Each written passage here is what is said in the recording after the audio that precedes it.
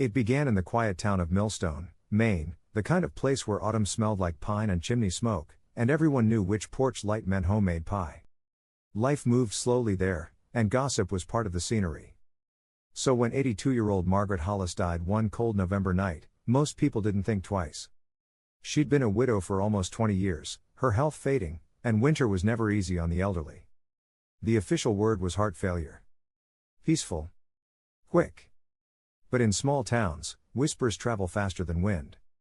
Within a week, a few people started saying it didn't seem quite right. Margaret had always been sharp. Despite her age, she managed her bills, kept her garden alive, and still drove herself to church most Sundays. Her doctor, who'd known her for years, later told police she wasn't nearly as frail as her death suggested. And then came the strange detail: 2 weeks before her passing, she'd rewritten her will. The new version left almost everything, her home, savings, and a collection of antique jewelry, to her granddaughter, Emily. At first, it made sense. Emily was her closest living relative, recently returned to Millstone after years away. Everyone thought it was touching, a young woman caring for her aging grandmother. But as investigators would soon learn, things inside that house weren't as wholesome as they seemed. Emily Hollis was 28, polite, helpful, and seemingly devoted.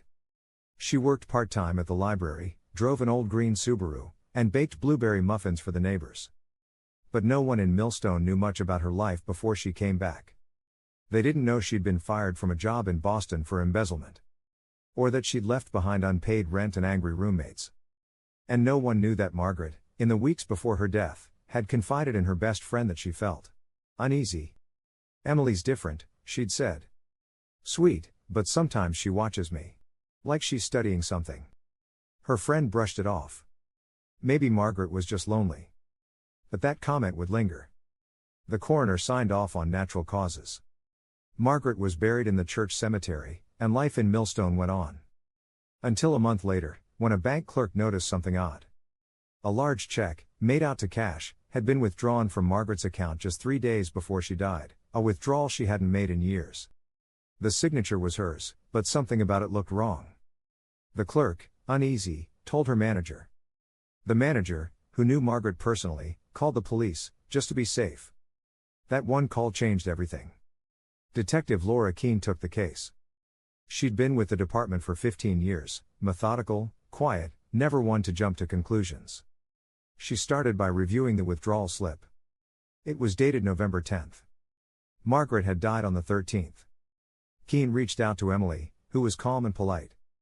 She said her grandmother had asked her to handle some bills, though she couldn't remember which ones. When Keene pressed, Emily's tone shifted. "She trusted me," she said. "Are you suggesting I stole from my own grandmother?" Keene didn't respond, but something in her gut tightened. She requested Margaret's medical records. Nothing unusual, except one note from a visit 10 days before the death. Margaret had complained of nausea, dizziness, and confusion. Classic symptoms. But of what? Keene quietly ordered a toxicology recheck. It took 3 weeks. When the results came back, everything changed. Margaret had lethal levels of ethylene glycol in her system, the main chemical in antifreeze. It wasn't instant. It was slow, subtle. A death that looked natural until you knew where to look. Poison. The word hit the department like thunder. Someone had murdered an 82-year-old woman, and done it carefully enough to fool everyone. Only 2 people had access to Margaret's home, her nurse, Carol, and her granddaughter, Emily. Carol was ruled out quickly. She'd been on vacation in Florida during the week of the poisoning, her flight records confirming it. That left Emily. But suspicion wasn't proof. Keene's team pulled financial records, phone data, and text logs. They found that Emily's phone had pinged at the bank the morning of the withdrawal, 11:47 a.m. that night. She'd stayed with her grandmother. The next morning, Margaret called her doctor, saying she felt sick. It lined up too neatly to ignore. The final piece came from the dumpster behind Emily's apartment, a half-empty bottle of green liquid in a soda bottle, antifreeze. The same brand used by Margaret's neighbor, whose truck Emily had borrowed for an errand a week earlier. Toxicology matched the chemical markers exactly. When confronted, Emily denied everything. She cried when they mentioned her grandmother's death. She said she loved her. That she'd never hurt her. But when Keene mentioned the antifreeze bottle, Emily's expression changed, just slightly. A flicker. Like a crack in glass. It wasn't a confession, but it was enough. A warrant was issued the next morning. Millstone was stunned. At the courthouse steps, reporters crowded as Emily was led in handcuffs through the cold November air. At trial, prosecutors painted a chilling picture: a woman drowning in debt, desperate for a way out, who saw her grandmother not as family, but as opportunity. They said she'd mixed antifreeze into her grandmother's nightly sweet tea. The first dose made her sick. The second killed her. The jury deliberated for 5 hours. Guilty on all counts. Emily Hollis was sentenced to life in prison without parole. Afterward, Detective Keene said something that stayed with me. The hardest part wasn't the poison, she said. It was the trust. The idea that the person you let into your home, your kitchen, your life, could be the one holding the cup. Margaret's house still stands on Willow Creek Road. The curtains are drawn now, the garden overgrown.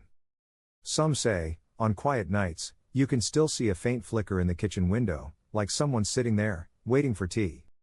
And maybe that's the most haunting part of all. Not that an old woman died. But that love, or what looked like it, was the very thing that killed her.